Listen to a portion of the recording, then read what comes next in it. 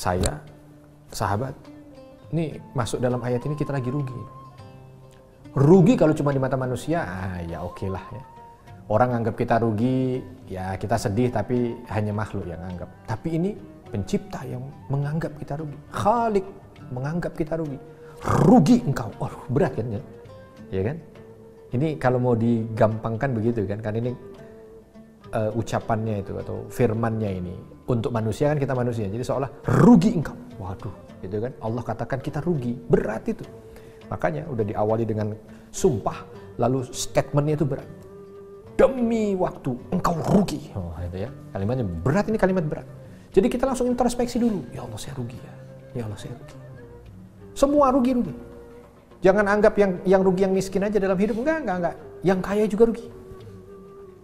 Jangan dianggap yang ganteng aja yang enggak rugi, yang jelek rugi. Enggak, jelek, ganteng, cantik, rugi semua, rugi. Jangan yang dianggap yang rugi itu yang muda aja karena belum tua. Enggak, tua muda rugi. Semua rugi. Tapi yang membuat kita merasakan ada harapan kebaikan karena Allah lanjutkan dengan satu huruf, ya. Huruf pengecualian. Ya. Ini istithna, ya. Illa, kecuali, langsung. Ya. Jadi bahasanya demi waktu kamu rugi, kecuali, masih ada kecuali itu, gitu ya, masih enak. Ya, apapun tuh kalau ada kecuali, ya, kecuali ini adalah sesuatu yang melegakan. Ya, kecuali ini adalah sesuatu yang melegakan. Kamu masuk penjara, kecuali kalau itu masih ada kecualinya, gitu ya.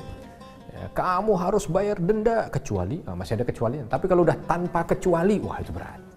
Alhamdulillah dalam surat ini ada kalimat illa, kecuali. Nah ini yang akan menjadi nasihat, ya. Di antara para orang-orang soleh itu gitu. Makanya kita ketika melihat, oh ya wajar dulu orang-orang soleh itu ya mereka perjumpaan itu tidak mereka akhiri kecuali membaca surat Al-Asr ini. Iya betul juga. Karena saling mengingatkan. Seolah ketika sebelum berpisah, ingat Allah sudah bersumpah dengan makhluknya bahwa kamu rugi. Kamu rugi. Kamu rugi. Kecuali. Nah kecualinya jalankanlah supaya tidak masuk kategori rugi. Ya. Jadi mengingatkan dengan kerugian. Inilah dia nikmatnya hidup dalam iman gitu ya, saling nasihat menasehati. Kenapa? Karena ya akhirnya kita tidak terjebak pada keburukan. Ini yang repot kadang-kadang ketika dia bertemu, ketika dia berjumpa, ketika dia bercengkerama, pertemuannya membuat dia justru terjebak pada kemaksiatan. Kan auzubillah min dzalik. Illa, kecuali. Siapa yang dikecualikan oleh Allah Subhanahu wa taala dari manusia-manusia itu? Yang disebutkan di awal bahwa mereka itu merugi. Siapa yang dikecualikan? Satu, alladzina amanu. Kecuali mereka yang punya iman. Iman kepada siapa? Iman kepada Allah. Iman kepada malaikat, kepada Rasul, kepada kitab, ya, kepada qada qadar yang baik dan buruk, dan kepada hari akhir. Iman. Ya. Alladzina amanu, yang beriman. Nah, kita cek diri kita ini, kira-kira kita termasuk orang yang beriman tidak?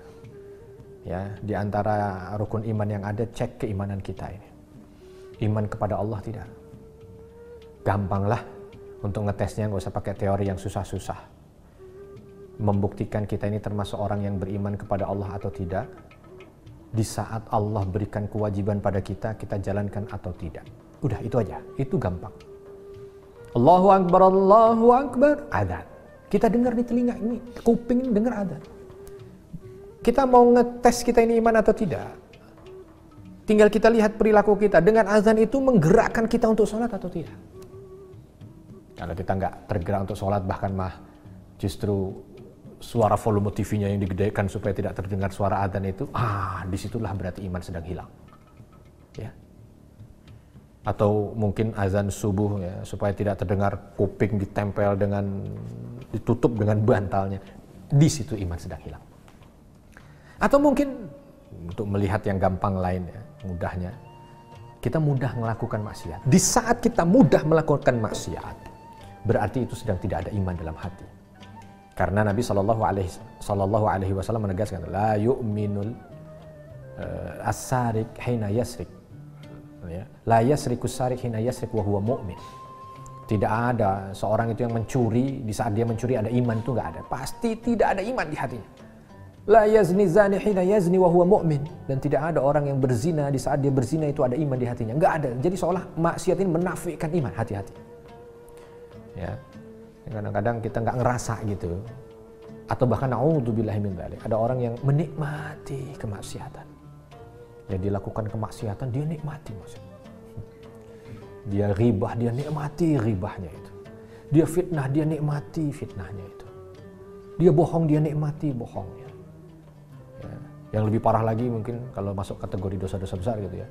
Dia membunuh, dia nikmati membunuhnya. Na'udzubillah. Dia berzina, dia nikmati zinanya. Dia khamr, dia nikmati khamrnya. Yang begitu kata Rasul, nggak ada iman dalam hati. Tapi kalau dia masih punya rasa takut dengan maksiat gitu ya, masih ada iman. Jadi ngeceknya kan gampang ya. Gimana di saat sedang ada datang perintah, bersegera atau tidak? Kalau bersegera, iman masih ada. Di saat ada maksiat, takut atau tidak? Kalau takut, iman masih ada. Ya. Dan ketika masih ada iman, satu kategori yang membuat kita tidak merugi. Tapi baru satu kategori, bukan satu-satunya kategori. Satu kategori yang membuat kita tidak merugi. Ya, sekali lagi jangan sampai kita masuk kategori merugi. Ini karena yang menyampaikan merugi ini Allah Subhanahu wa taala.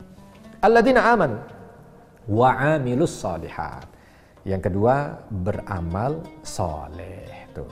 Jadi bukan hanya sekedar beriman saja kepada Allah, ya saya beriman, tapi menghiasi waktu dan harinya dengan amal soleh. Ada waktu yang berlalu tidak lepas kecuali beramal. Ada waktu yang berlalu tidak lepas kecuali beramal. Ada waktu yang berlalu, jadi gampangnya begini. Mereka yang tidak merugi itu ketika melihat jam, ketika melihat mungkin ini pagi apa duha apa sore apa siang, itu yang terbetik di otaknya itu apalagi yang bisa saya kerjakan dari amal soleh. Nah gitu.